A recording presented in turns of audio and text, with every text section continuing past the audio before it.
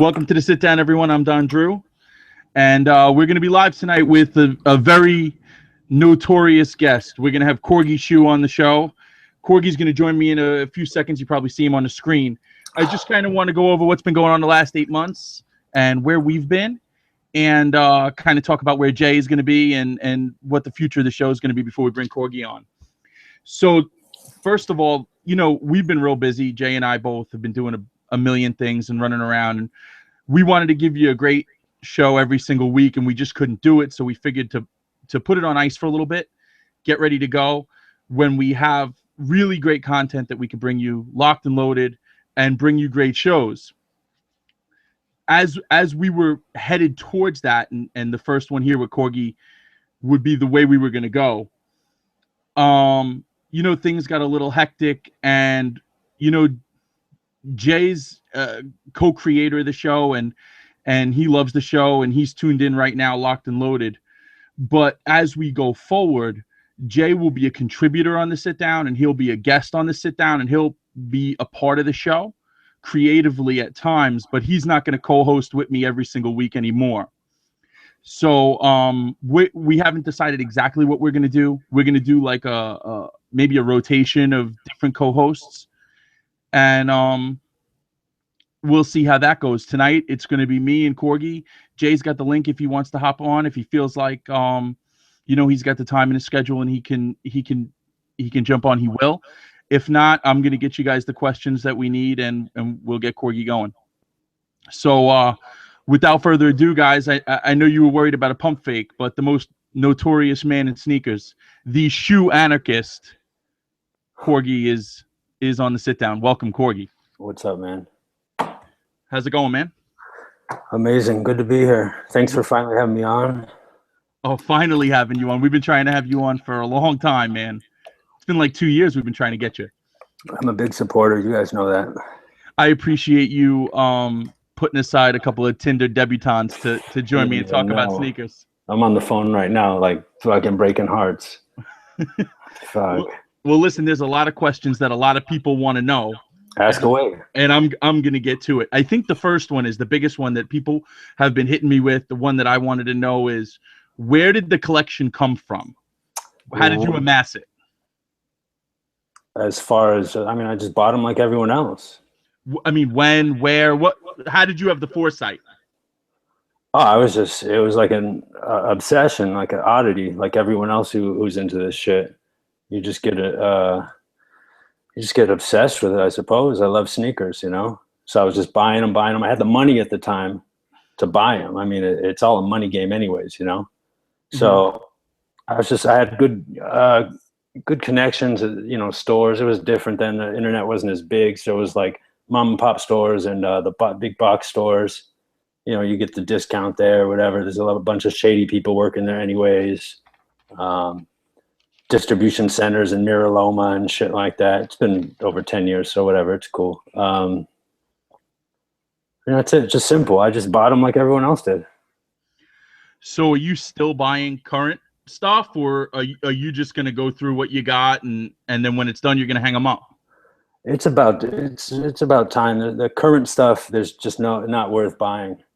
It's not worth buying a shoe that's $190 bucks, $200 out the door, when there's 500,000 made, another 500,000 fakes. In 3 years, those shoes are going to be sitting there for $200 still on eBay, on consignment shops filled with them.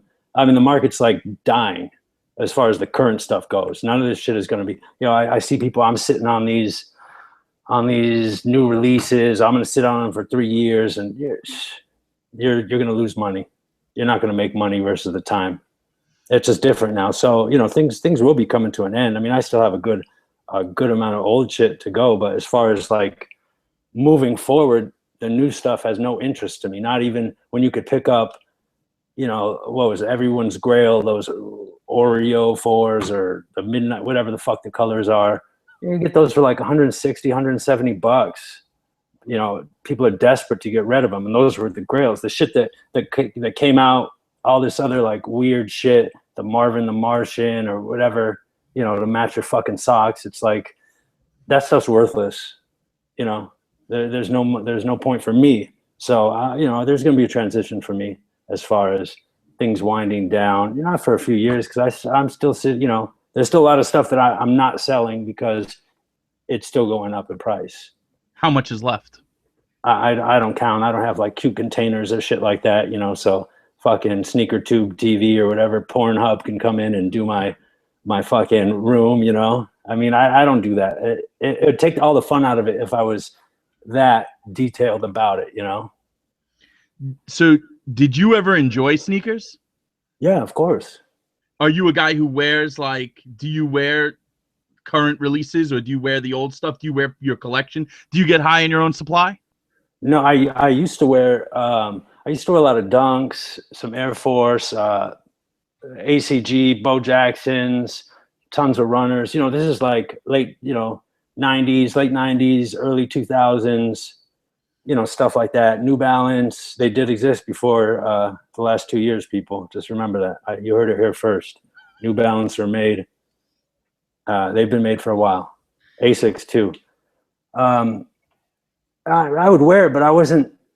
And then once I found out about Nike Talk, I was like, holy shit, this is like a whole new world, because there was a lot of information. But then I saw what the people were doing, and I was like, man, I don't really, it's like I love the shoes and the sneakers, but I just can't like get into the whole fucking taking pictures of yourself laying in your shoes and shit like that, you know.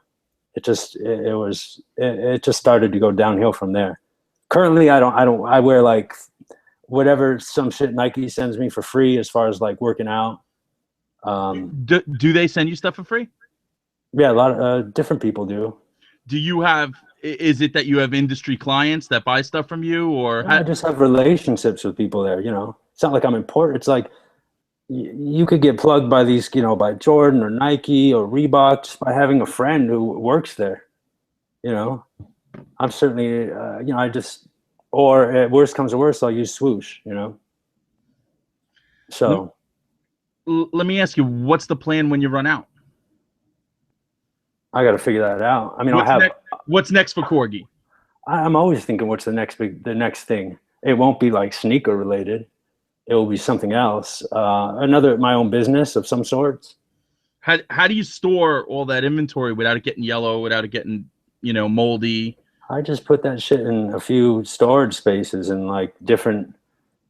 I have like 2 storage spaces and then a house I use, and I don't do much to it. I think the biggest thing is, 1, the California weather helps because it's dry, not humid, and 2, I don't fuck with the shoes. I don't take them out. I'm not displaying them. I'm not constantly touching them and they fucking just stay there, you know. Yeah, it's just simple. You know, the thing that always amazed me, you know, and I've bought some stuff from you over the years, but your process is impeccable. Like, you ship on time, there's no issues, you know where everything is, and even your timing on how and what you sell. What's the thought process in going into I mean, 5 minutes before we go live, you're putting shit up on Instagram. I need to make some money because I was spending money this weekend and not selling shoes, you know. I don't really have a process. I mean, there's certain things I see the market, or it's just easy to read trends in this industry, you know, because everybody is they move around like, you know, like sheep. You could just see where things are going, what people like, what's coming out. You know, if I have an idea of what's coming out, you know, it's pretty easy to like forecast trend. So you made the comment about sheep. I got a couple of, I want to call them sneaker personalities. There's a lot of them. Yep. And I got a couple I always wonder, like, where do I fit into all this stuff? Would I be deemed a fuck boy or a hype beast? What are the terms? I'm white. I'm white, and I know I'm white, so I don't get into all that trickle down suburban fucking hip hop shit. You're the shoe anarchist. Okay, I'll take that. So I'm gonna pull a couple of these guys up, and I just kind of want to get you to give me one word. If I can, on each person that I pull up. Okay. And I want your thoughts here, just as the brutally honest dude that I know you to be. Yeah. Let's start with Jumpman Bostic. 73,000 followers on Instagram. Basement of the Jays. Go. Jesus Christ. I think he puts a lot of work into what he does, and I hope there's a monetary payoff. I mean, he's an older gentleman. It's odd to me. I've sold him some stuff. I actually sent him a pair of shoes one time because he's probably the only person that would appreciate it. I just fucking said, give me your address. I'm going to send it to you. I just find it odd when you're someone of that age. I'm old too, you know, don't get me wrong. I'm, you know, close to 40, but I know he's up there. It's just odd to me that you're like that in tune with it, going to all the shows. If you're monetizing it, cool, but it's kind of like, really, how much are you getting, or what, you know, what's the reward? What do you do? I mean, if it's all for love, that's awesome. If it's a hobby, that's cool. But a lot of times I just think people have other intentions, you know. He's a nice guy though. Nothing personal, you know, nothing personal against him. How about this one? Geiger. I can't do one word. I mean, it's impossible. I think. Give me what you got. I don't know him. I've seen some of his stuff. He seems to be very urban to me, which I always find odd. I guess he's not with Revis anymore. I mean, hopefully he didn't blow that and it was just something else, because that was like a golden ticket, you know? Because personally, I don't think the misplaced checks are going to be like your bread and butter for life, you know? I don't see like Nike hiring you as a designer. You know, Nike's not hiring customizers or shit like that. They frown upon that stuff. You know, that's not, they want to be the customizer. How about this one? Perfect pair. Holy Christ. This might take a minute. Again, I don't know him. Never met him. Seems like a nice dude, I suppose. 612,000 followers. Holy fuck. I think he should be leading the way instead of just adding to like the bullshit, you know. I to a compliment, I think if there was like, if I could give out like a glittery gold star to someone who had like who spent the most and is the newest, like the newest collector and spent the most, I'd fucking stick it right on him. Be like, bam.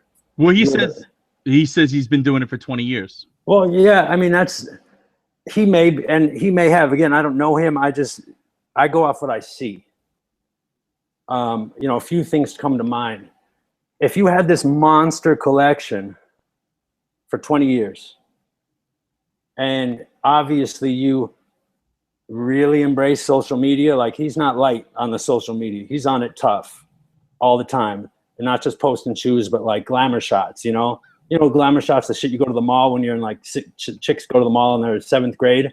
Right, like the Sears. Yeah, like the Sears photo. I mean, that's what these guys are doing, shoes, glamour photos. And it's cute, but again, okay, so back to the point. If you've been doing it for 20 years, you know, it's fine if you embrace the culture, alleged culture, or if you're, you know, you want to talk about that, but where the fuck were you for the last 16 years?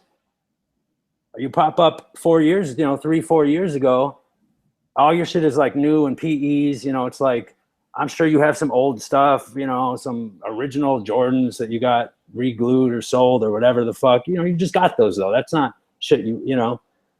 I'm just saying it's odd to me that someone who is so focused on showing what they have and so part of that process of like taking the glamour, the cute photos and, you know, all the poses and toe taps and heel touches and all that bullshit was off social media for 16 fucking years. Never, not on Nike Talk, not on the message board. Nobody knows about him. And that might be the case, but again, I find it odd. Why start and go so hard and heavy now when there was ample opportunity for many years to do it? Do these guys, these we'll call them shoe-lebrities, do they try and hit you with the I'll give you a plug for some kicks or for a deal or some of that stuff? Like, do you get those? That that used to go around, you know, it used to happen more so than now. I think everybody knows it's business. You know, if you have the money you're buying, I don't give a fuck who you are. If you have no followers, if you have 100,000 or whatever. And back to what I was talking about as far as like the perfect pair or just stuff like that. I think people are like kind of mesmerized and brainwashed. Like that doesn't impress me. Spending money, being a consumer doesn't, like, that's not a talent, you know. Like I always say, if anybody had that money that he has, you could buy the shoes. And I don't want to hear, oh, you have to have the connects. Bullshit. It's all internet based now. You find the people, it's on message boards. It's a click, you know, click of the button and you're buying all this shit. But my point is, it's like that's like a kind of a tangible thing. Everybody thinks the Muppet, you know, the Muppets, that kid shit. Yep. Is cute, right? And it's like, oh, you see these little puppets and they're cute. But from my perspective, all I see is a fucking dirty old child molester with a fucking sock on his hand. You know, so it's like they're not cute to me anymore. I know the truth. I know how things work. I've been around. Like, I don't have to say, hey, I've been doing this for 20 years. I've been doing this. Everybody knows that. Like, I don't have to have a resume. It's just known. And the people who are kind of these celebrities that are always, you know, you ask them, hey, how you doing? And they reply, I've been doing this for 15 years. It's like, I didn't even fucking ask you that. You know, it just makes no sense. But I just think people are delusional by like, oh, that's the best. It's such a skill and a talent. You know, how do you get these shoes? You pay for them. You pay a ton. Why do you think all the old PE collectors, let's say like Jay Jones, who I know personally, he's a nice dude. I'm going to give you one right now. Puni, whatever, P from New York, Baby Dill. Why do you think all those guys don't have no new shit? Because they're not paying what Perfect Pair is paying. They're not paying what the new guys are paying. There you go, Jay. Jay has like a sick. And one thing people don't know about Jay is that he had an insane regular clip. Like he's a shoe fanatic. He's a fan. Like he shows all his PEs, and he's definitely a Jordan guy. But he loves his trainers, his runners. He has great knowledge. You know, he could tell you about, you know, Alpha Force, Delta Force. I mean, he just grew up. He was there. He was there and doing it then. And nobody will ever question that. He doesn't have to say, hey, I've been doing it for this long. But again, when was the last time you saw Jay with a new PE? Like a new, not some Matt Kemp bullshit, but like a LeBron, whatever, LeBron fucking Mexico YMCA version, whatever the fuck PEs they're making now, you know? Right. Okay, why? Because he's not going to spend $7, $10, $15, $20 fucking $1,000 on a shoe, but he'll sell it to, you know, he'll sell it to someone who will. Right. Not to say Jay sells shoes, but you know, I'm just saying it's different now. All these old PE guys have the old shit because they were there. All the new PE guys have the new shit because they're paying and because they weren't there. It's simple as that. And it's just disingenuous to me. Like, I have no problem with that. If you want to buy the most and have the most shit, cool. But it bothers me, and there's like a small percentage of people still left that are like, this dude wasn't there. He wasn't around. Why, you know, there's no problem in saying you started late. I didn't start first. I wasn't like the first original sneaker guy. You know, I saw kids I grew up with wearing the shoes, older people, my older brother. So I wanted to wear the shoes. You know, we all start sometime, but when you lie about it, that's what bothers me the most, is that you have, you know, everybody's been fucking wearing Jordan since 85, you know, and you're born in like 89. How the fuck is that possible? You know, you were wearing it Jordan since 85 and born in 89. It's just disingenuous to me. I think people should just be more honest and don't be so worried about people knowing that you weren't there, that you're a late starter and you're into it, and that's rad, and I support that. And that's a beautiful thing, but don't be disingenuous and say you were there during a time when you weren't. Who is the most famous person you ever sold shoes to? And how about this one? Who's the most famous person you ever turned down for a sale? Because you turned down a lot of people. I mean, there's a lot of like athletes. It's usually you know, they go through like different people. Sometimes athletes will email me, but they usually have like a kind of a you know, like a Geiger to do that type of bit, you know, buy their shoes for them or whatever, an assistant type, you know. I don't know if Geiger's an assistant or whatever, you know what I'm saying? Like, right. They have someone, I mean, I don't know, you know, there's stuff people say, hey, this shoe's for this person. I don't really want to get into that, like who or not. That's not a big deal to me. Like, you'll never see me put like, I don't ask people to give me shout outs. I don't give people you know, I don't give a fuck if you're a pro football player, basketball player, if you're fucking, you know, a wild Tarzan homo, you're paying the price. Like there isn't that special, you know, because I don't need to bend over backwards for you if you're a rapper, when I could have a kid who I don't know over the internet say, hey, here's the price, I'm going to pay it. Simple as that. You know, I don't do the special treatment thing. How much do you make selling shoes? What kind of cake are you pulling in? I can't tell you that. What? Give me just a hint. I'll put it this way. When people say, you know, sometimes, oh, you just fucking sell shoes and, you know, yeah, because I don't need a real job. Like, I don't need there's very few people, I can't think of many that resell shoes, that's what I do, that don't have another job.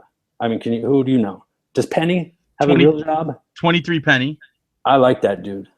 I really do. He's good. You and him are the only resellers I've ever done business with. I've sold him some shoes, but I just like how he does his business, because he's like low profile. Here's the shoe. Here's here's the shoe. Here's the price, or here's, you know, getting this in. He has some personal stuff on his page. It's not all like glitter and glamour and like, yo, look at me. There's, you know, an athlete and 6 of his dudes, you know, around me looking like they're going to gang rape me. And, you know, and I put my dude, you know, and I put it on the page. That shit's corny to me.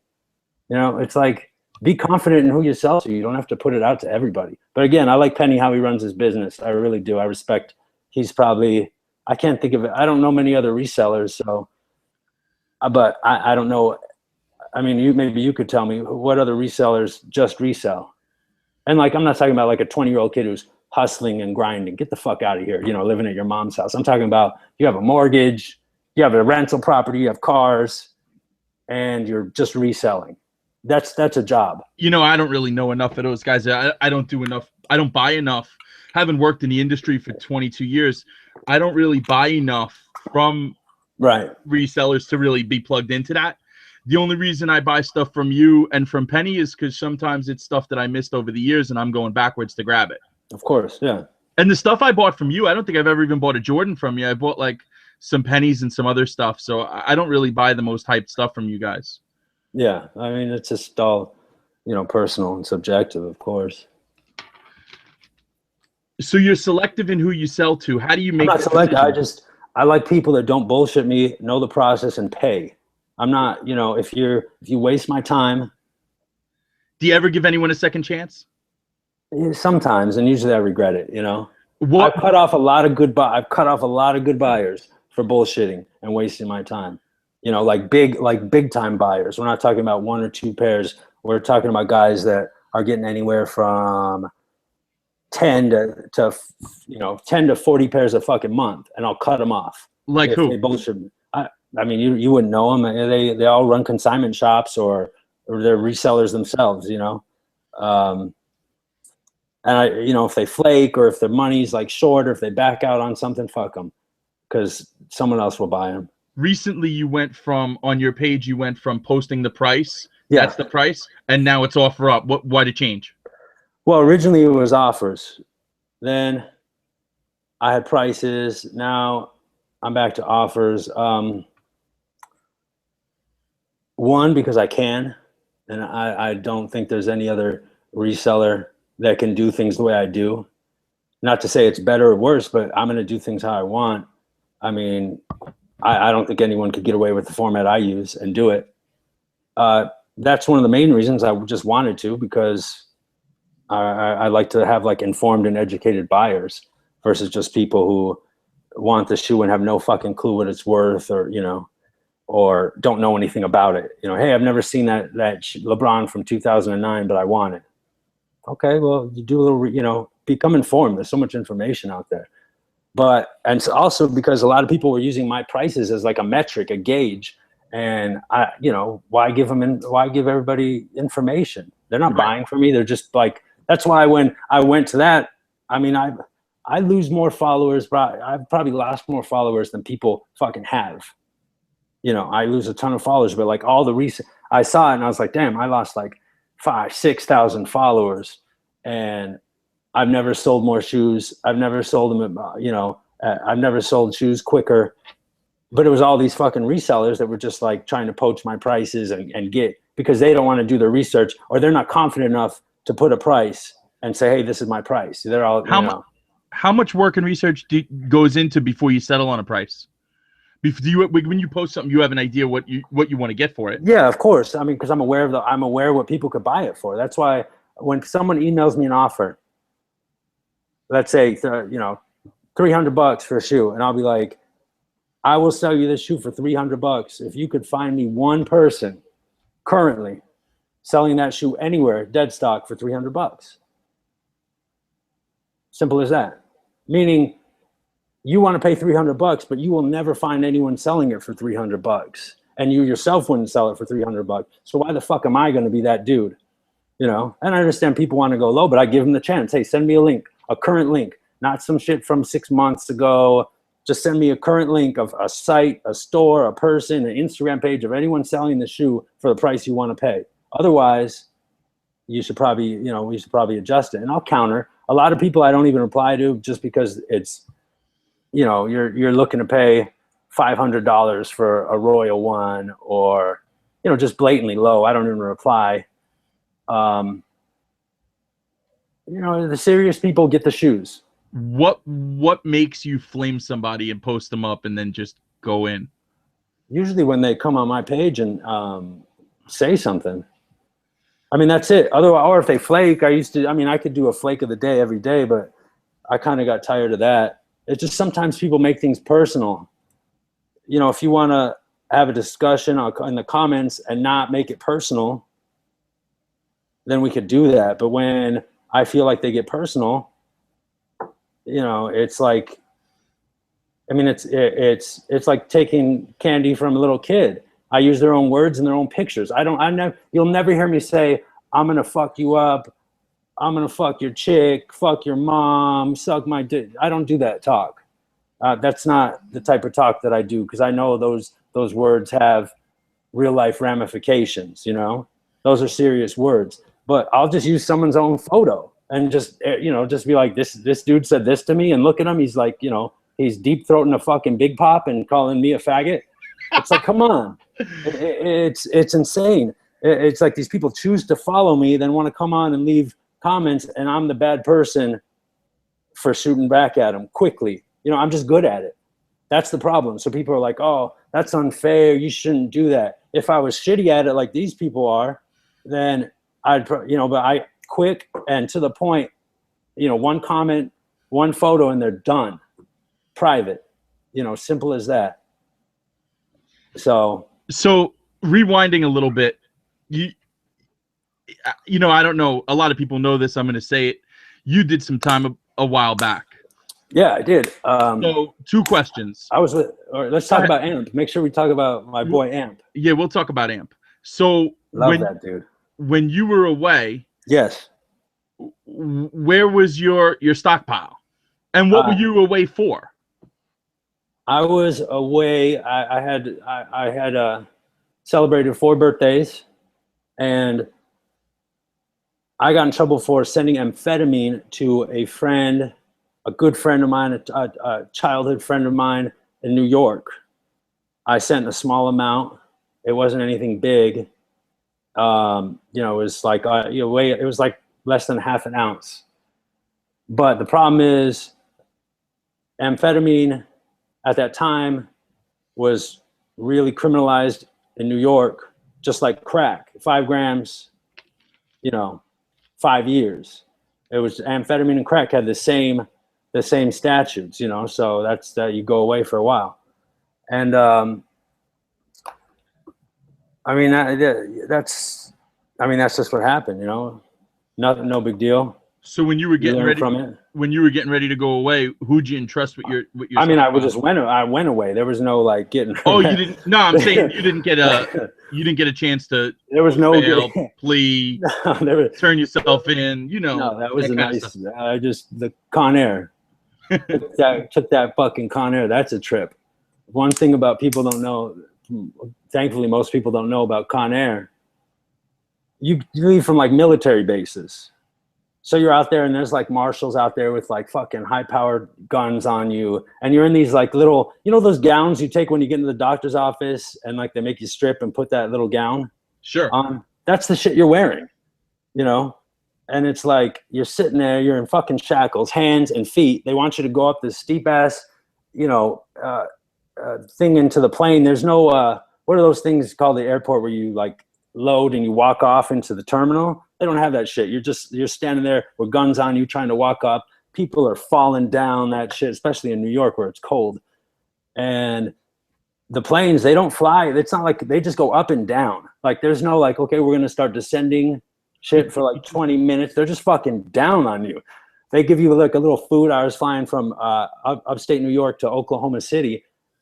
And they're like, okay, we're going to give everybody, you know, Lunchables. And you're like, all right, you're kind of psyched. You haven't had a Lunchable in like fucking, you know, 2 fucking years. And you can't eat that. How are you going to eat that shit when your hands are like shackled on like a black box, you know? You see dudes like trying to feed each other, you know, pour a bottle of great Capri Sun into another dude's mouth. Wild homo shit. It was just, it's crazy. So who'd you entrust? How'd you keep? I had a good friend. I had a good friend at the time, and she just kept all my shit in like the back house, you know. And that's where I had a lot of that's where everything was forever, you know. It's just like a very near and dear friend of mine, and she, and you know, kept all the shit and just like didn't touch it, didn't do anything, and was just like, I got you. And then when I got out, you know, fast forward to like 2008, 9, you know, so she stored that shit for like 4 years. And then when I got out, it's like, move your shit, get your fucking shoes out of my house. So I had to figure something out, you know? You mentioned before, we will talk for a quick second about Amp the Champ. Yeah. Amp the Champ is a good friend to sit down. And you did time with Amp at MDC Brooklyn. Yeah, I was in Brooklyn waiting to get sentenced. That's like pre-trial for everybody. So anybody who has a case in like mostly Brooklyn, you know, Queen, where any of the boroughs, you know, Staten Island, you're either in Manhattan or Brooklyn. Anyways, I was there. I was coming out of, I got to Amp's floor. I was coming out of the hole. I got to Amp's floor, and I didn't like meet him initially because, you know, Amp's like Puerto Rican. I'm white, you know, it's not like I'm fucking, you know, I mean, that's just how it goes. There's just dynamics to it. But, you know, Amp likes sports. One thing about Amp is he's like the best Scrabble player in the history of prison. I'm serious. Scrabble. Amp is a wordsmith. As far as Scrabble, yeah, like he knows like those words like you know, those fucking 18, you know, 18 point. He's just amazing. He knows how to play Scrabble real good. One of the things we always talk about is in these internet days, there's a lot of keyboard tough guys and Twitter fingers. Amp's legit. That's what people don't realize is that, you know, I've seen him fight in there. I've seen him slap some dude one time so hard it like stopped. Everybody was eating chow, and he walked up to a dude. I think a Dominican kid, maybe another Puerto Rican, probably Dominican kid. And he took his left hand out and fucking slapped this kid across the face so hard that it like everything went silent. 120 men just stopped and were like, holy fuck. And then like he walked away like he was fucking Ric Flair and did that noise. It was insane. It was the greatest thing ever. And that was it. That's Amp. He will fight, you know, he would fight. I mean, he's not like out there like a tough guy, but if you fuck with him, he's going to put his hands on you. And people just think that, you know, oh, we guys like him or me, we overreact. But man, we're just from a different place. where words are, you know, different. And we just don't take it like that. Everybody's just so comfortable on the internet. How many times have you seen guys like internet beef, and then the next week you see them like, you know, hugging and listening to fucking Drake at like a sneaker show, you know, taking pictures, you know, of each other's tippy toe shoes and shit. I mean, it's all fake, but there's some people out there who take it seriously. So speaking of fake, this is one of my favorite guys. I recently was blocked by this fine gentleman, and I know you have some thoughts on him. Yeah, I know who you're talking about. Yeah, we're gonna put him up right now. So this guy has the largest sneaker collection in the world. Alleged. Well, and he was just on eBay talking about selling some shoe for charity and all this. A few shoes. I did more research. Let me jump in. First of all, I know Jordan. I used to like buy shit off him on eBay in like 2002 and 2003. He was like, he had like a bunch of outlets, you know. He's a nice guy in real life. I think he's a little odd, but aren't we all? Well, I got blocked for insinuating that he has pedophilic tendencies. I don't know tendencies. He's just a little odd. He's just a little odd. Like I think the way he presents himself doesn't help him any. But he's a nice person. I like him, but I think he gets caught up in making it a production and a show it's like he's doing like a minstrel show. He's cheapening himself. It's like he's like skinning and grinning for applause and for like, you know, it's just, he's better than that in my opinion. You don't need to do that. You know, you don't need to do that bullshit and make those creepy videos and like sit there and a little smile and like, it's so creepy and like the false enthusiasm. It's awkward. He's better. He's just better than that. I think if whatever his goal is, he wanted to do the Shazam. He's bought a ton of shit off me. He's a nice guy. The Shazam thing like didn't work out to where, you know, he thought he wanted to get a job with Nike.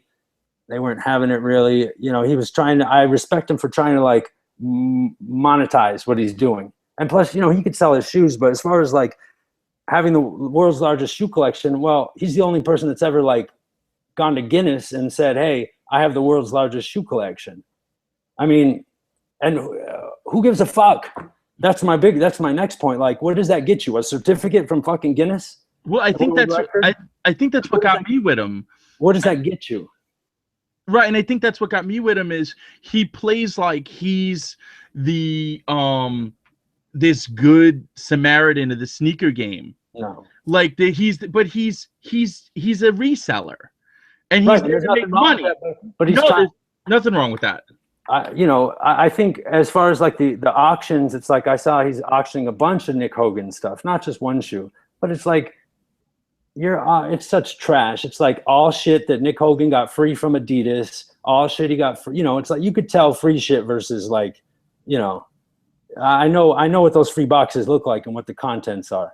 It's not, you know, that's what he's auctioning. It's like you're grandstanding to auction off some fucking worn Adidas superstars by Nick Hogan. And again, this isn't like indicative of Nick Hogan. I don't know him. I'm sure he's a nice guy, but it's like he did that reality shit. Scratch a check. Shut the fuck up. Don't announce it. You know, you want to be Mr. Charity. I mean, Jordan says he has, you know, $1 million shoe collection. Write a check. Don't auction off some beat-ass worn free shoes that you got for free and say 50% go to charity.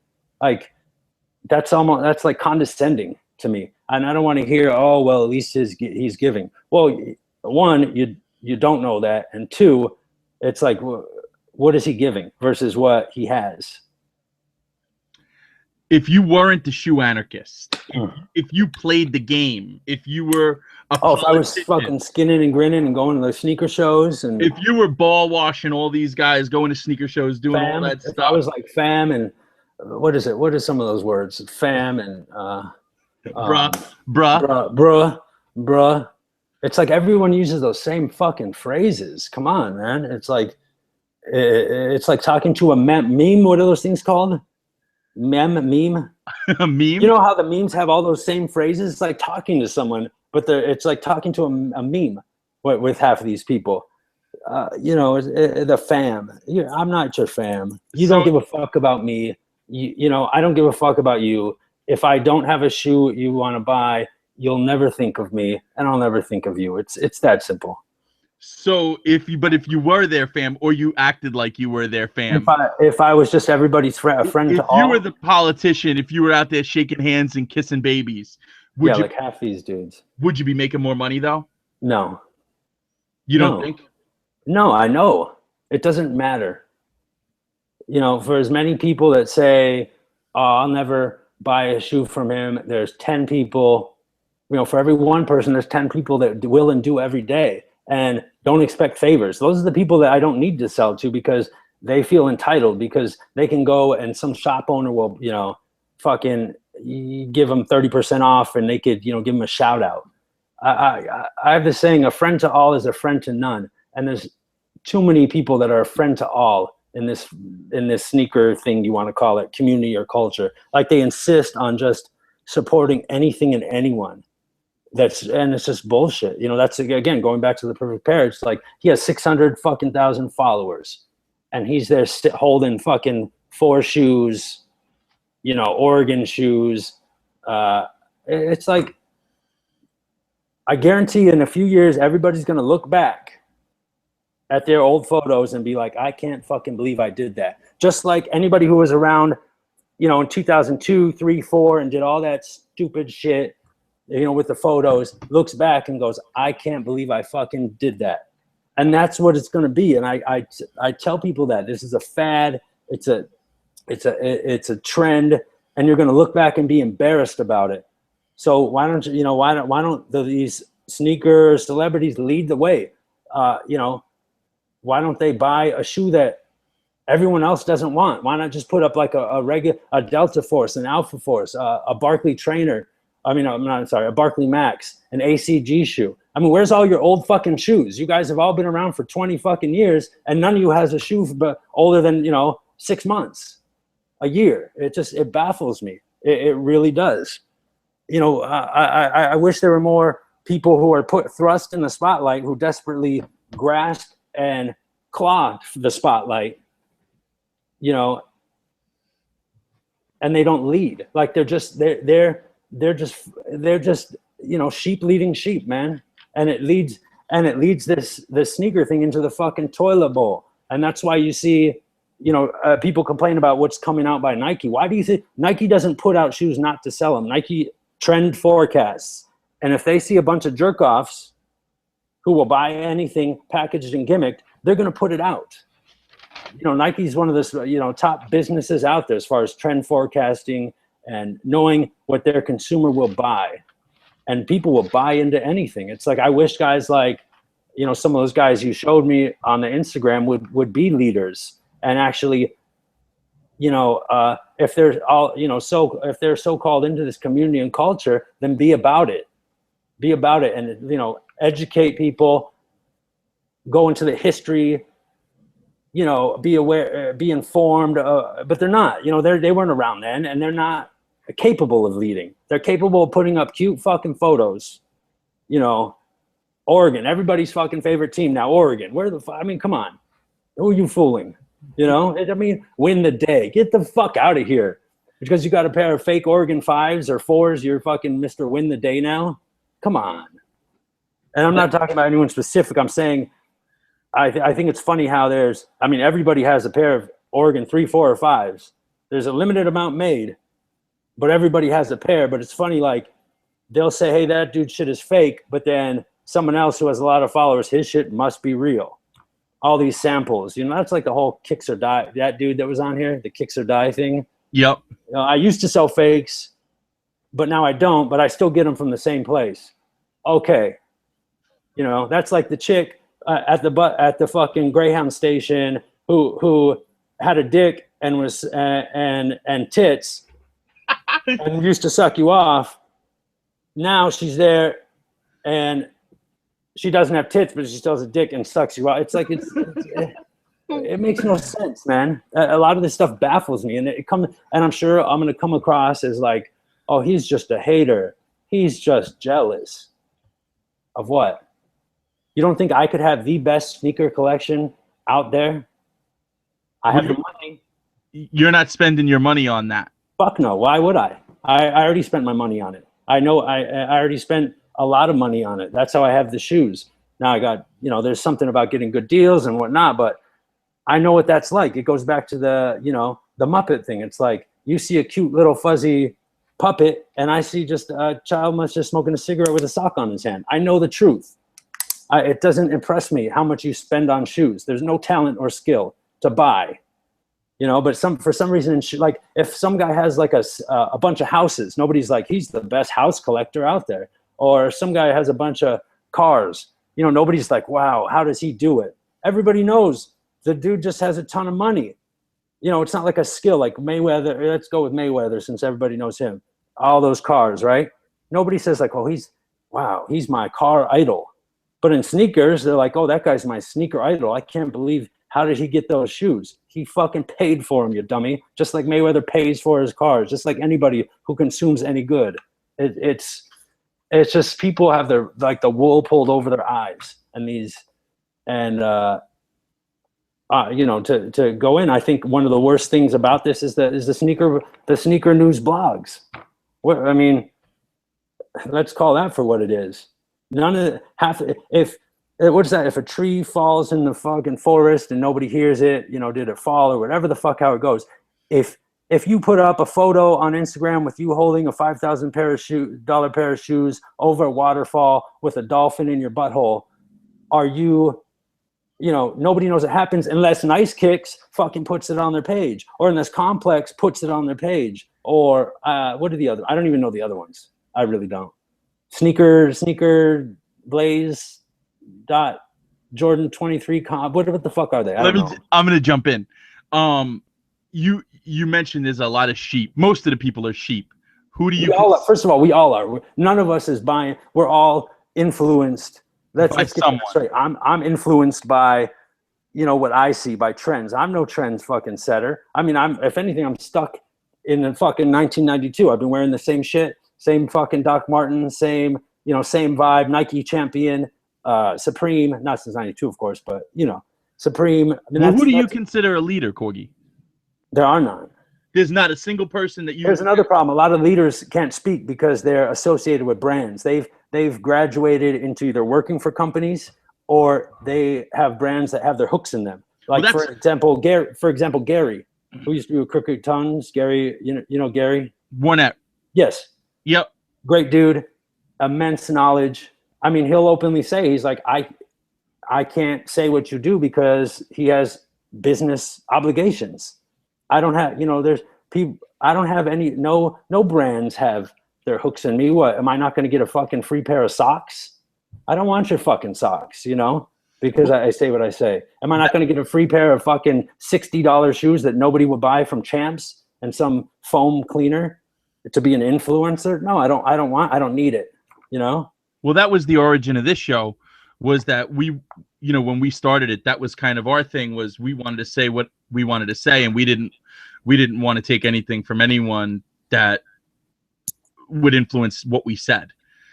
And that, you know, and that's kind of where you and I built that relationship, because, you know, we have that mutual respect. That's why I love the show from the beginning. I mean, I'd known you guys, and we, of course, you know, our group, I send you some interesting group texts, messages, and interesting photos of females in interesting compromising positions and shit. At wild hours of the night.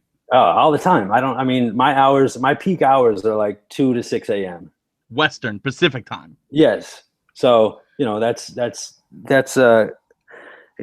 not good hours for you guys, but those are my peak hours when I'm the biggest creep. And I don't know what the fuck I was saying.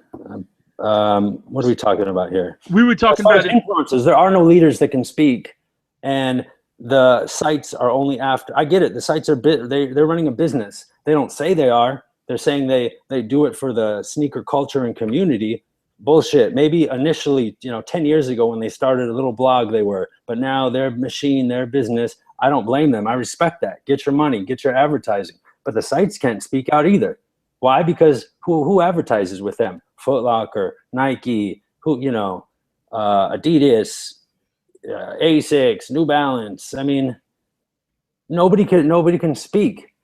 And then you have a lot of guys who I see speaking, maybe even they have similar sentiments to what I'm saying. I've been saying this for a long time. There's no secret. Nobody's going to say, well, you used to talk shit on all these sneaker shows, but now you go to them. No, I don't go to them. I've never been to one.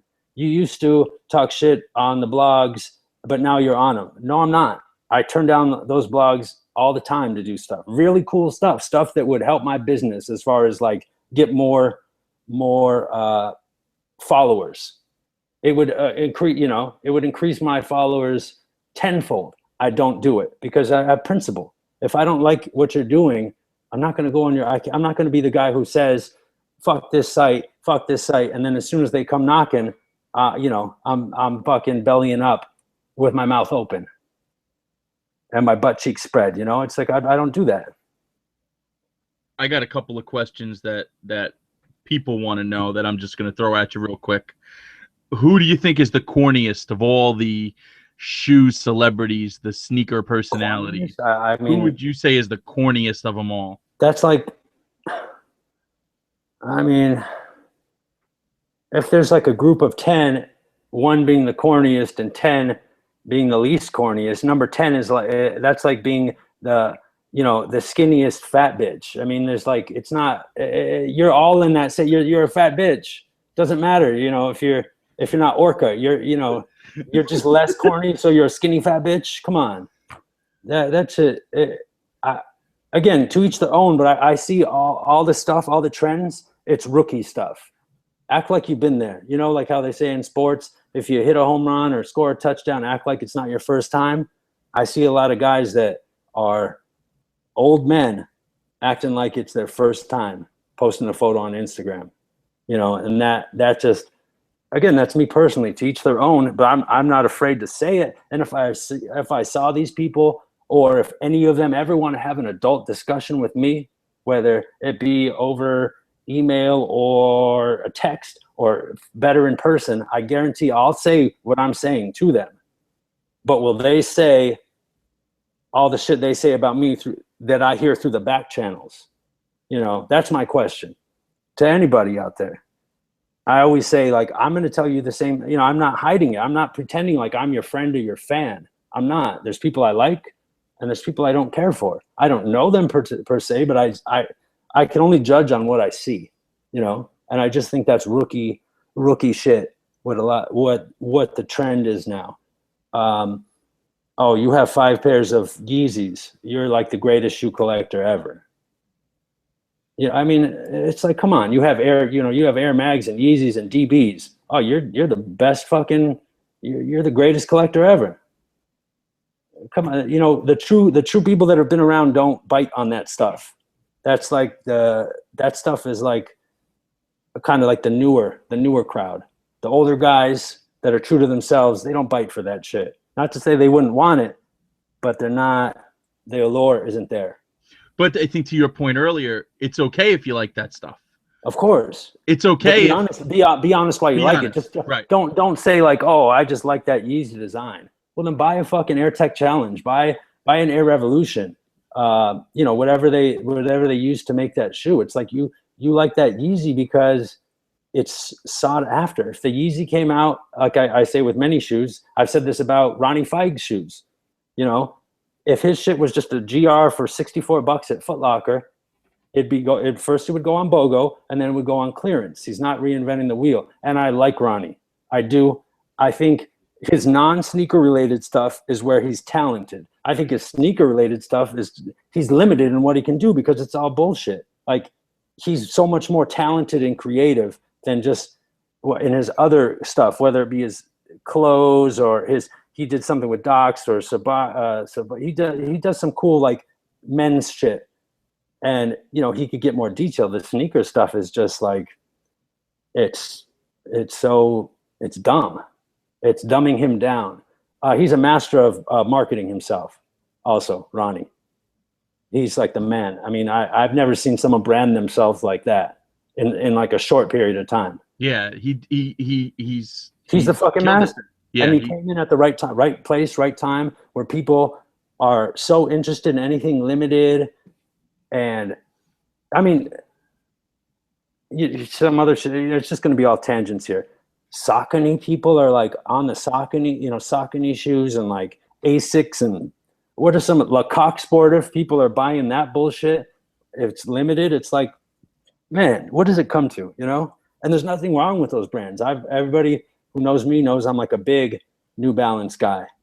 I always like it. I got news for you. The quality fucking sucks now. If you were around or wearing them 10, 15 years ago, you'd know the quality fucking sucks. But when they come out, everybody's like, oh, the quality is amazing. No, it's not. It sucks. Trust me. But people don't know that. What do you think about the heat check, Justin Amazing, when he spoke on all the LeBron PE scandals, and what were your thoughts on that whole thing? I know Justin. I sell stuff to Justin. He's a nice dude. I don't really know like what did he speak on? Well, I guess he had bought a lot of stuff from those guys, and I guess he had said it. I guess the question is like, I know that kid that got a year and a day. The reseller, Kyle Yamaguchi. No, not did the other two get sentenced? I don't know. The point is, I think that's crazy that it got to that point where the feds had to be involved. But if the one guy at the one who was working at Nike Tongue wasn't fucking driving around in Ducati motorcycles and fucking wearing Rolexes and all this designer clothing, it's like, hey, they know what you make. They know what they pay you. So where the fuck are you getting all this other money? That's how the flags get raised. Or that jerk off Kyle going to a sneaker show and fucking showing all his shoes. It's like these guys rat themselves out. That's all it takes, These guys all snitched on themselves. Or the reseller guy in Florida. It's like, be low key. You want to be the man. Everybody wants to be the man, and look what happens. So as far as Justin, I don't know if he like was a whistleblower, but I don't believe. I don't believe so. These guys were flagrant in their ways. I've talked to Justin about it, and I told him, I just said, hey man, the case is ongoing. I wouldn't say anything about it and answer anything to anybody. If you were involved, or if you were like a confidential informant, these guys went to trial. Now they pled guilty, when they went to trial, but they went all the way up to trial. Justin would have been called in. So I don't think, that was just some dude being bitter as far as I'm concerned. He's saying, well, I got paperwork. Well, fucking show the paperwork then. That paperwork never came up. So I think people like to hate on Justin, heat check, and I think he makes it easy for people to hate on him. What's your I'm skipping around a little bit, running through some of the viewer questions. What's your affiliation with Supreme? Just my best friends work there for, whether they work in New York or LA. Pretty much my group of like best friends from 2002, let's say, they were all working at different places, but we all knew one another through various things, or I knew their older brothers, or in New York, I knew a lot of the skaters. When the skaters would come out to LA, I'd provide, I'd help them out with what I was doing at that time.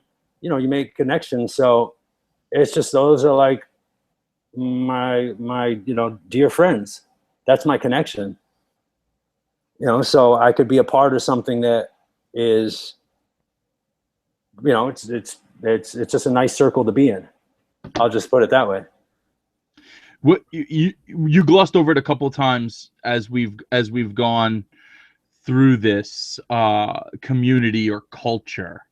I don't believe in it. I'll tell you that. I've said that. I don't believe in the shoe community or culture because I know who started those terms. I ask this to people all the time. When was the first time you heard the term sneaker community and culture? And everybody's like, oh, I think on a message board in 2010, or okay, I heard it in like 2003 from Steve Mulholland who bought InStyle, who was the original fucking reseller. Steve Mulholland from Soul Collector. He was at InStyle Shoes site, which is under new ownership now, so completely separate from that fuckface. Steve did try to buy all my shoes when I got out of prison for like pennies on the dollar. I told him, respectfully, go fuck yourself.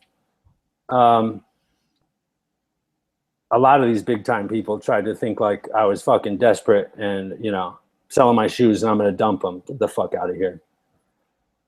So as far as community and culture, I don't believe in it because the site started that shit. Like that's something MTV says. That's something Sneaker News says. You know, we're here to report sneaker community culture. Why? If you start a Sneaker News site and you want advertising, you can't just say, hey, we want you to pay us because we are, you know, we document which shoes are coming out. Nobody's going to jump on board. You have to explain it. You have to pitch it better to these corporations. But if you say, hey, we're documenting and we're a part of sneaker culture and community, it's something they'll buy into because they see profit in that, just like the sites do. That's where that term started. You know, it didn't start organically. No one that was around back then was like, I'm part of a sneaker culture and community. No, that's a term that outsiders made up to get paid off, you know, like Steve Mulholland to get paid. And there's nothing wrong with getting paid, but let's be honest, you know, and nice kicks, you know, getting paid. And what's the other side? I don't know the other sites that have been around for a long time.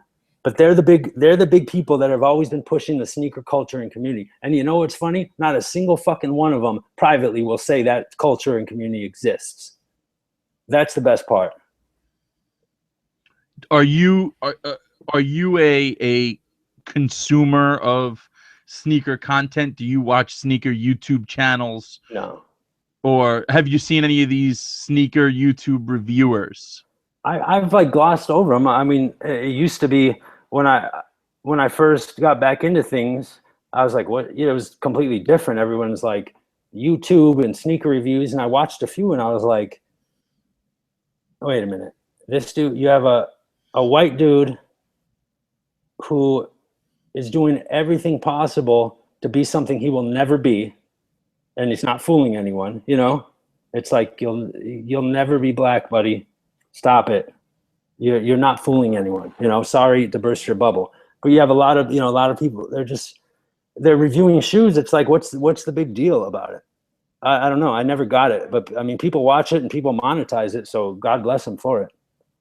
I don't get it. I don't go to the sites unless someone links me or there's a mention of me on it or something like that. I don't pay attention to that stuff.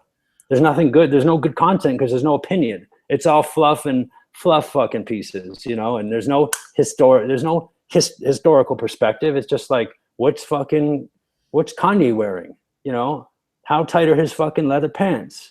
You know, why is he fat and wearing a dress and those, you know, and the shoes? It's like, that's people's style icon, and that's cool. But well, he is a style icon. Yeah, that's people's style icon, and he's not mine per se. But you know, like I say, if I was wearing, just because, like, let's say Kanye wears it, doesn't mean everybody else should wear it. Like, you got to know, you know, you or I shouldn't wear, you know, the shit that Kanye wears. Right. But conversely, Kanye's not wearing what I'm wearing. You know, he's not going to pull off the look that I, you know, with some stompers on, Supreme on. It's not his look either. He would look like a kook, just like I would look like a kook in some long dress and some ripped fucking jeans, you know, and like whatever those shoes. I mean, it's just certain people could pull it off. You could admire it, you could like it, but not everybody could, you know, pull it off. Just like if you are wearing a pair of Yeezys, it's like all I see is a dude, like kind of like, just because you have a $2,000 shoe on doesn't mean like that puts you at a status, or like I just see some like weird dude wearing an awkward shoe. Like, you look weird, you know. Certain people could pull it off, and a lot of people can't, but they try. You know, again, it's all internet based. They see it on the internet. They just copy it. What? When you were, as you were amassing the collection, you said it earlier in the interview that you started buying stuff just because you like sneakers. I loved them. I have like, I'm gonna say this. I don't think there's anybody that has more knowledge about shoes than me, and I should say that. And there probably is. I talked to some people like Alex, Retro Kid, is a friend of mine, and I mean that guy. If that guy wanted to shut down the internet every day for a year, he could. He had, you know, why? Because he's been buying sneakers for 20 fucking years, and he has a lot of cool shit, but he doesn't. But you had to have the thought in your mind at some point that you were going to sell this shit. You have full fucking size runs of every style, dude. Yeah, you know, I was just buying them because, thank God, I was buying that instead of like heavy wax denim and mixtapes or some bullshit like that. Like I just lucked out and invested. You know, I wasn't into like cars because they would have taken the cars. They took my house. You know, they took the cars. The feds saw the sneakers and were like, "Are these stolen?" And I was like, "No." And they're like, "What are you, a fag? What are you doing with all these shoes? You know, what are you, a princess or something like that?" It's like, "No, I just like sneakers." And they're like, "Well, whatever, you know, you better do fucking something with these shoes." You know, I mean, they didn't take them. There was no money in it. Like they wanted like watches and house and cars, you know, tangible shit like that. Sneakers had no value to them. So I just lucked out. I had all these shoes, and was I gonna sell them at some point? Probably, but I used to just get different sizes and trade people stuff. Or, you know, if a friend of mine would be like, "Hey, do you have that in a size 9?" I'd be like, "Yeah, I paid $70." I used to, you know, hook people up with my connections, where just because it was just like whatever. Were you buying closeouts or like mom and pop shops? Sometimes. Storage lockers. No, I never got into this. I didn't even know that shit existed.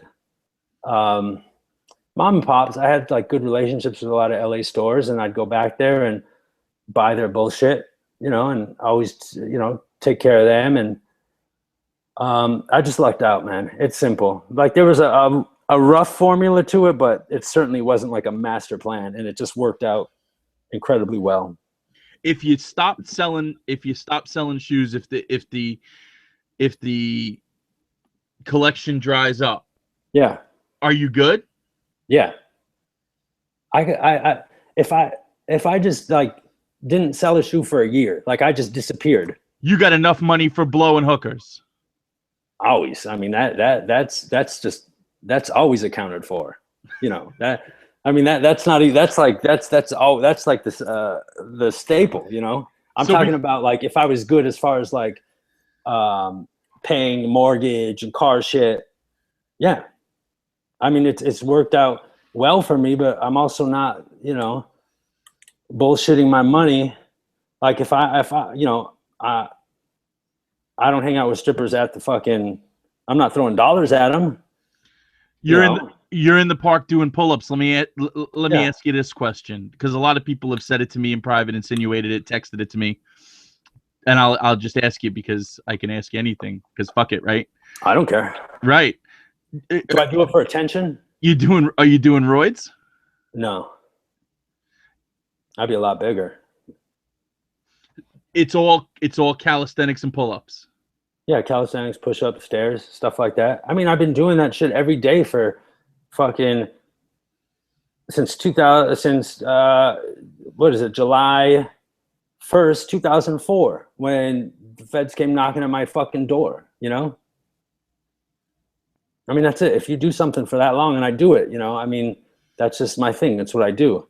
I've always been like health conscious like that, unless I was doing, you know, coke or amphetamines, and it's a little tough to work out. And I took like probably a few years off on that sense, but I've just always been into like working out, playing sports. That's how I got into shoes.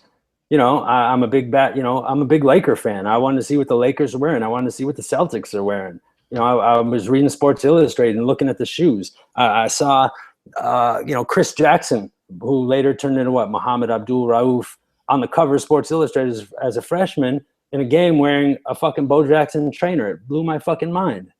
That, you know, that's something that's missing for a lot of people. There's no sports connection.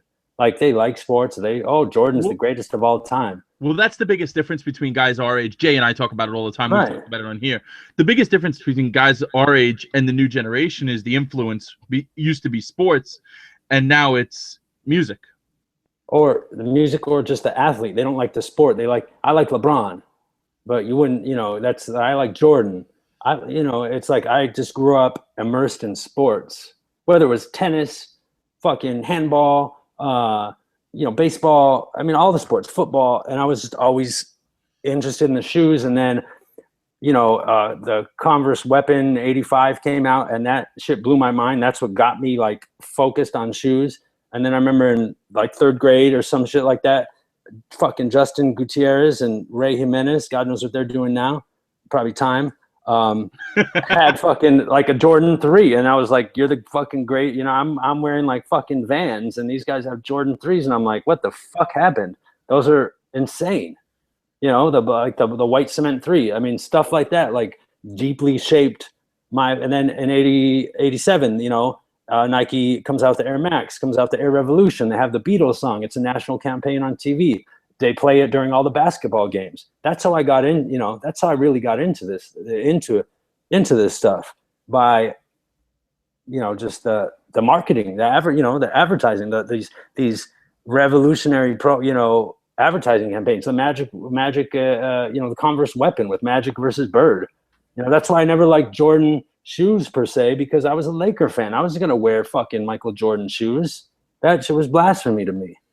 If I'm a Laker fan and I'm wearing Michael Jordan shoes, fuck no. That's just not, that was like the enemy. So before I let you go, I can't get you off the show without talking about your bigger passion than sneakers. Chicks? Tell them, man. Tell them what's going on over there, please. I mean, it's just, I don't know. I mean, I'm just in a good position right now. I don't have I suppose I have a job, but it's like I have free time. I do well. I mean, I'm an older guy. I'm not like a young kid. I'm in shape. They say I'm a good looking dude. I have an interesting personality, and there's so much more to me about shoes. So I don't know, man. Young dumb chicks like me. What can I say? What's your favorite age group? Well, I'd say like 24 to 30 is really my like wheelhouse. Like that's like where I do best. The older, it's a constant. It's like a constant struggle, because I want to be like a lawyer or a doctor. Mm-hmm. Like someone intellectual that I could talk. Talk completely different than I am now, as far as like I won't swear, and there's so much more to me. The worldly shit that I know, and but it's like those doctors and lawyers are kind of older. They're like 37, 38. And I make the wrong choice, and I'll go with something young, dumb, and hot. I like the crazy chicks. Like there's just something, like if I go and fuck a chick, it's like I won't be happy unless I think she's gonna stab me or fucking shoot me when I'm leaving. I just like that crazy shit, man. That's the problem. Is that you bring Cashew along for that? Yeah, he goes on the road victories with me all the time. We're like a fucking team, dude. I mean, that's it. You don't like dogs? Well, you better fucking pretend you like my dog. And you should see these chicks pretend. They fucking hate dogs, and they're just like, oh, he's the greatest dog ever. But then they get over me. I mean, I'm not saying things run their course pretty quick. And I've just been on like a tear for the past like few weeks, months, years, of just running through shit, man. Last question, and I'll let you go because we've been on for an hour and 15. Where'd the name Corgi Shoe come from? Your name is like Andrew. me. You're an Andrew. Yeah. So where'd Corgi Shoe come from? Joining Nike Talk, everybody had to have like a stupid name. You have to have like a profile name, and instead of being like, Burn One 420 Penny Jordan 23 or some Air 306, those stupid fucking names. I had 2 dogs that were corgis, that I have tattooed on my forearms, near and dear to me, and they both passed. It still fucking deeply affects me. That's a whole nother show. But and I just said, okay, I like corgis and I like shoes. I'm gonna be Corgi Shoe. Simple as that. It's dumb. There's like it's not tough. It just worked, It was simple as that. I needed a name for Nike Talk in like the early 2000s, and I had 2 Corgis. I was like, Corgi, shoe, done. What else? Any other questions? I think we're gonna wrap up for now. I think Sneaker chicks. all right. Well, you wanted so tell the audience, what famous sneaker chicks have you blazed? Oh, I can't say that. Come on. No, I can't do that. Let's man. get one. Put one out on the table. I can't do that because then they'll probably put out on like a 2-pump chump or something like that. You know, they'll. I can't put. I'm not going to do that. I don't even. That's not my thing. I think that's like kind of low.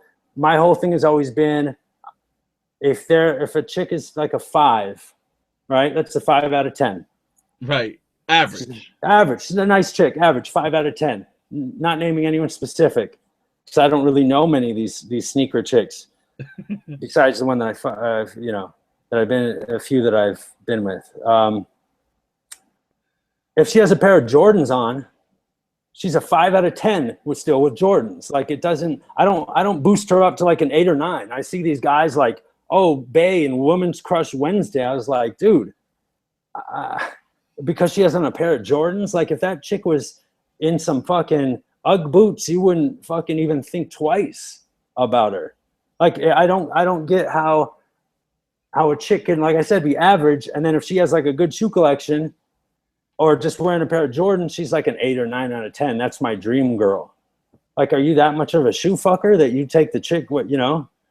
It's like a chick with fake tits. If she's a 5 out of 10 and she has fake tits, she's a 5 with fake tits.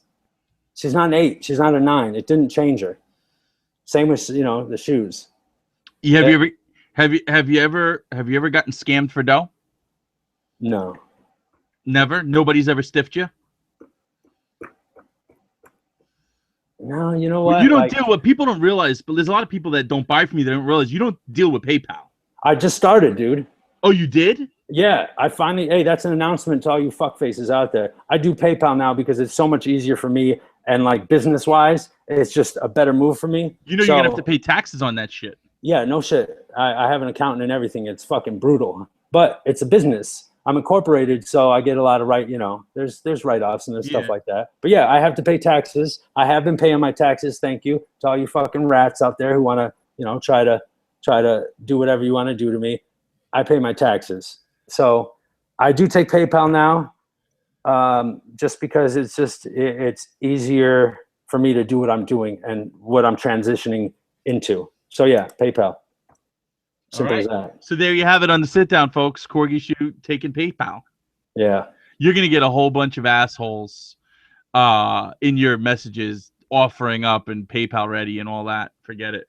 I think I'm gonna get a whole bunch of people not adding me, on social media, not adding me and running their mouth. That's what's gonna happen after this show. You're gonna get Instagram posts about lions and sheep. I mean, no, they're just not. People. There's always going to be those people that it's like, I'll respect you more if you at me.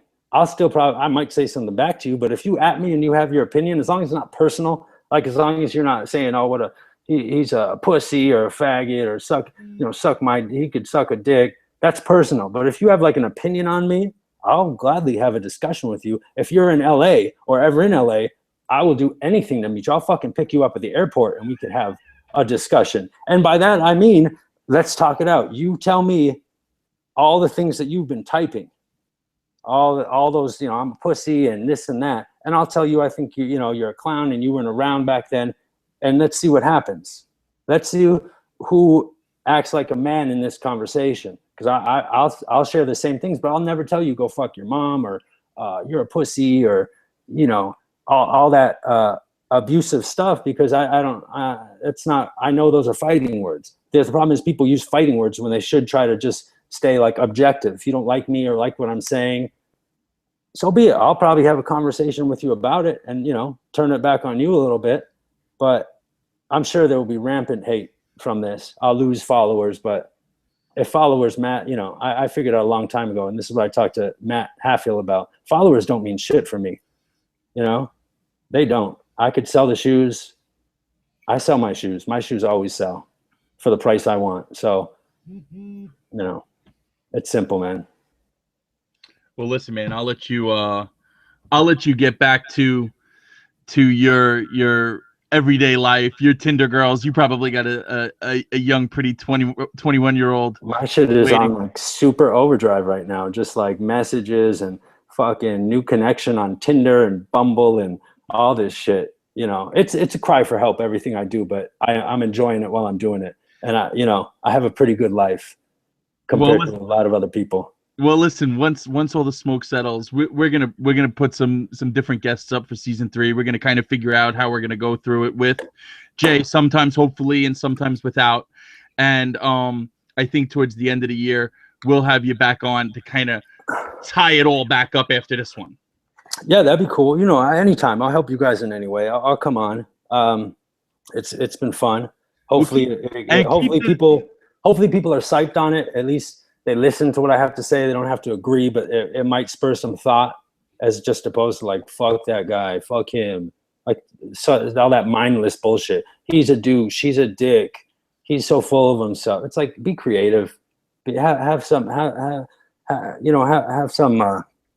use your words, you know? Well, I think the industry overall is lacking creativity. I think that starts with the brands, and I think it funnels all the way down through the consumers. Well, yeah, but the brands don't need to be creative. Why would they? Why invent? Why be creative? Why push the boundaries when you could just recycle and put out bullshit and people will eat it up? And they are. But I think having seen this now, I think next week for me is 22 years working in the industry. Right. You know, people don't realize all the ebbs and flows and the roller coaster ride that this industry is. And, you know, the time that you missed when you were away was some of the softest, toughest times that the industry has seen. I know. That's like 04 to like 08, 09 was like horrible. Business was horrible. You had to really, really work hard to make sales on the retail side of it. And the brands had to innovate and they had to create. And that's why some of that product got better in 09 and 2010. I'm going to send you and Jay this fucking photo I just got. Holy fuck. Yeah, I need to see that. This chick is hot, dude. All right, well, I'll let you get to that, Corgi. We'll do this again, though. Thanks, man. I'll text you guys at like 3 a.m. and see what you're up to. Right. My sleep patterns have adjusted accordingly, so I wake up about 2:50, 2:55 every morning, like clockwork. Thank you. And yeah, man, I'll look forward to next week whenever you guys get back on. Yeah, I'll get it together and figure it out, and then we'll put some stuff out and kind of go forward and figure out how season 3 of the sit down is going to look. But we're back. I wanted to play like some welcome back music and stuff, but YouTube has restrictions. And if I don't pay licensing, so fuck it, no music. So here we go. What do you know? No cliche hip hop music for you guys. No cliche hip hop music. What a loss. What a fucking loss. No, not using the same shit everyone else does. And unbelievable. All right, man. All right, hey, man, have a good night. I'll text you in a bit. Yep, tell Cashew I said what's up. All right, later. All right, guys, good night. That was an hour and 25 minutes with Corgi. Hope you enjoyed it. Subscribe to the channel. Share it, please. We're going to do some big things, some different things. Jay will be in the mix creatively, I promise. And we're going to have some people that are fun, and we're going to go back to some people we've had. And you know, we're going to do this thing and kind of figure it out as we go. So hope you enjoyed it. Give me some feedback, and welcome to the sit down. We're back.